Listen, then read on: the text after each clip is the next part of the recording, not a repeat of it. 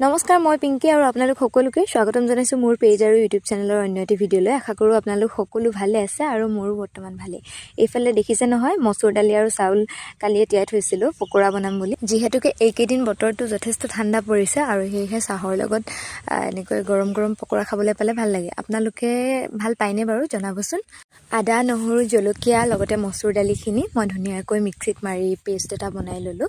তাৰপৰা তাতে সোৱাদ অনুসৰি নিমখ, অলপমান বেচন আৰু হালধি আদি আটাইখিনি মই তাতে দি মিক্স কৰি দিলোঁ আৰু তাৰ লগতে পিঁয়াজখিনিও এড কৰি দিলোঁ আৰু তেলখিনি গৰম হ'বলৈ দি এতিয়া এইখিনি বনাই লওঁ ধুনীয়াকৈ। আৰু এইখিনি মই মিঠাতেল দিয়ে বনাইছোঁ। আমাৰ ঘৰত যিহেতুকে ৰিফাইন ব্যৱহাৰ কৰা নহয়েই, প্ৰায় খুব কম ব্যৱহাৰ কৰোঁ আৰু ৰিফাইন যিহেতু আমাৰ স্বাস্থ্যৰ কাৰণেও হানিকাৰক, সেয়েহে আমি যিমান পাৰোঁ এভইড কৰিবলৈ চাওঁ।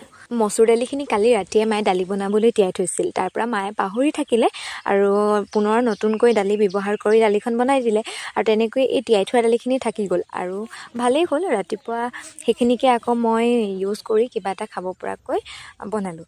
আপোনালোকৰ বাবেও আগবঢ়ালোঁ, কেনেকুৱা পালে জনাব। আৰু ভিডিঅ'টি শেষলৈকে চোৱাৰ বাবে আপোনাক ধন্যবাদ।